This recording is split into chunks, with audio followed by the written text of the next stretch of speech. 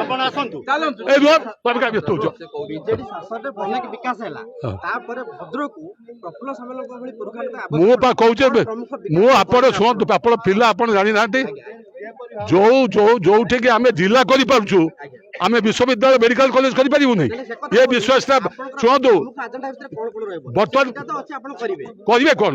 ଆମେ ଜିଲ୍ଲା କରିଛୁ ଅନ୍ୟମାନେ କେହି ଜିଲ୍ଲା କରିନାହାନ୍ତି 1990-95 ମୁଁ ଯେତେବେଳେ ଏମଏଲଏ ଥିଲି ଜିଲ୍ଲା ହେଇଥିଲା ଆଉ ମୁଁ ପୁଣି ଏମଏଲଏ ହେଲି ଏଠି ବିଶ୍ୱବିଦ୍ୟାଳୟ ହବ ଏବଂ ମେଡିକାଲ କଲେଜ ହବ जनसंख्या समर्थन आप जापे जे नवीन पट्टनायक प्रति लोकों समर्थन केते अछि एवं यही जो समारोह आप जापे ये कौन सी गोटे गोष्ठी नुहे भद्रकवासी समष्टिगत भाव ये सब आसे हिंदू हो मुसलमान हो गरीब हो बड़ लोक हो जी हो समस्ते आसर गोटे लक्ष्य रही नवीन बाबू को षष्ठ थर मुख्यमंत्री करवा भद्रकर सामग्रिक विकास करवा एवं ता सहित भाईचारा रक्षा करवा एवं भद्रक को गोटे जो आदर्श सहर परिणत करने सहित अतीतर जो ऐतिह्य थिला से ऐतिह्य को सुरक्षित करवा यही माटी जन्म नहीं मोहम्मद हनीफ जी मोहम्मद हनीफ गोटे गांधीवादी नेता एवं से विजु बाबू तांको चिन्ह गुण को जानी से प्रथम आम ओडिशार डेप्यूटी स्पीकर आमर जिते देश स्वाधीन हवा पर संविधान तैयारी हवा पर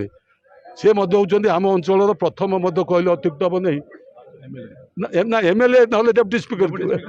आप राज्यसभा को गले स्वाधीनता संग्रामी गोकुलानंद महांती भागवत साहू तापर नीलमणि राउतराय डॉक्टर हरिकृष्ण महताब यही महापुरुषों को माटी जन्म देती एवं दुई जन मुख्यमंत्री ये माटी होती सब बेले ओडिशावासी केबे भद्रक को छाड़ी ना कारण स्वाधीनता संग्राम ठूँ आरंभ कर ओडिया भाषा साहित्य संस्कृति सुरक्षित करिबारे सब बेले भद्रक आगे अच्छी एवं से आमर प्रथम कथा भद्रक जो ऐतिह्य अच्छी ताकू सुरक्षित करवा एवं विशेष भाव में भद्रकवासी जो आम प्रति विश्वास रही विजु जनता दल प्रति बारंबार लगातार भाव में सी जी प्रार्थी होना कहीं आप भी प्रार्थी होते आप भी जितते मुझे कहूनी मुझे बोली जितबी ता नुहे जी विजु जनता दल प्रार्थी हम नवीन पट्टनायक समर्थन पाइब से निश्चय ये जितब ए किसी भाव ना कार्यपाई नवीन बाबू आचार पाई नवीन व्यवहार पाई नवीन बाबू कथा कम कहते कम बेसी करती कि आम भली नेता आम अच्छु आम बेसी कहूँ कम कम करूँ तेणु नवीन बाबू खूब कम कथा कहती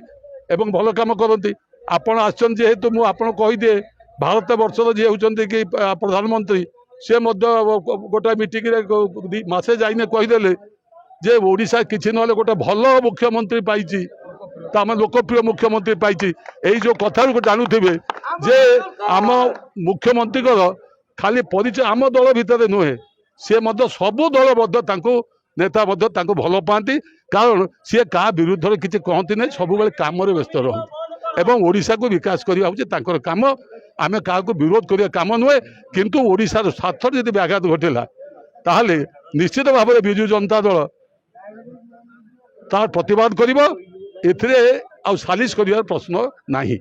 आम आप जानते उपा सरकार हो कि एनडीए सरकार हो आमर केन्द्र को जीवार आम ना कहीं आम ओडिशा भितर सीमित आमर ओडिशावासी कार्य जी कर ओडिशा स्वार्थ को जी सुरक्षा दब आम